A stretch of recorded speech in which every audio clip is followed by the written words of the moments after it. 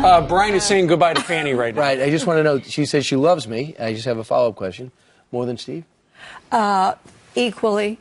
So lucky. 2 men. He's the so you can say Bye, guys. The legendary Fanny Flagg is on the couch today. Thank you. So great to have you. Thank you. I grew up watching you on Match Game. You were on the Mike Douglas Show doing your act. And then later you became a novelist. Yes. You got a brand new book out. It's called The All-Girl Filling Station's Last Reunion. Where is this all-girls filling station? Okay, this all-girls filling station happens to be in Pulaski, Wisconsin. It tells the story of 4 sisters who, during the war, they had to take over their jobs that the men left.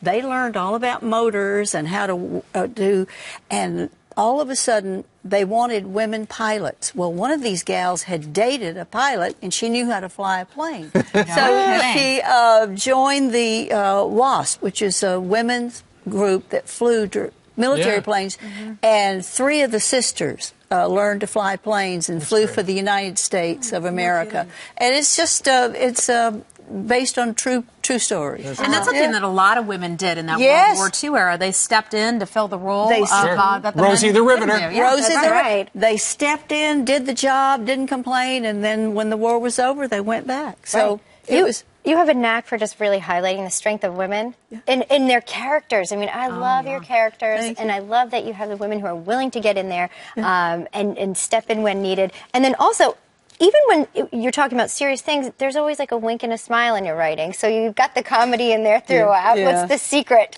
Well, I think I'm kind of silly. You know, I watch Steve every morning. Silly. No, I just always like to have a little humor because, you know, if we don't laugh, we'll just be so depressed. You know, we need a laugh. And they always kid me. They say, you always have a happy ending in all your books. And I said, well, you know, I want to make people happy. I'm not writing to make them sad because I know happy endings happen because I've had a happy ending.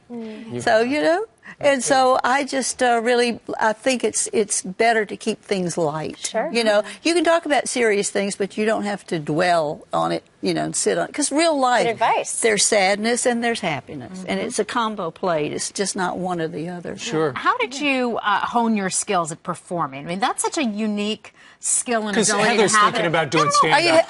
No, she does stand-up news. I have a huge admiration for it. Well, I mean, Brian, for example, is so funny and so quick, and he says the most random things out of the blue, and it just works. Yeah. Right. But not everybody can get away with it. Yeah. Well, you just keep doing it. Keep doing it. I started very young. I started when I was about 16, and I would do little sketches at like the VFW and the Lions Club and the Kiwanis Club. So it takes a long time, and then eventually you get relaxed. But it's just like everything else, practice. Did you have that moment of like, okay, this looks like failure. I could stop and retreat or go forward?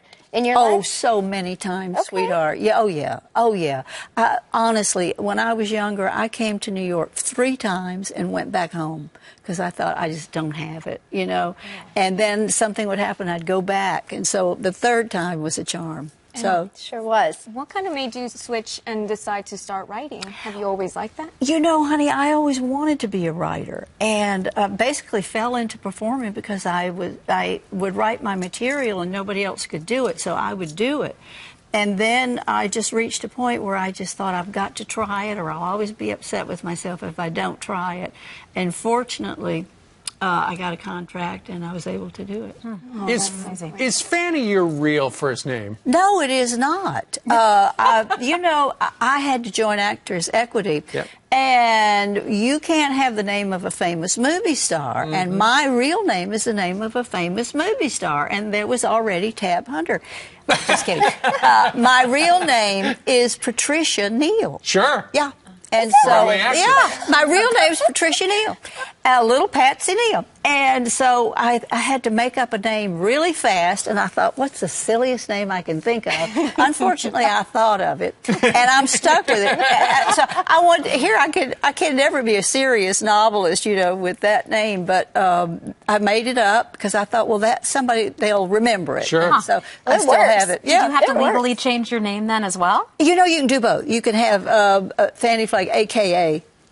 so I didn't legally change it, but that's what people call me now. Well, in addition to all the laughs through the years, every time I am in a restaurant from about Washington, D.C. south, if I see fried green tomatoes on the menu, because you wrote that book, I'd never had them before, I order them every time. Oh, thank you. I love them, and I'm like, and they're good for you. They're good for you. Yes, they are. They are. As is the film and as is the book. When you read it, I think. Yeah. You're from Birmingham, is that? I'm from Birmingham. And you still live down there?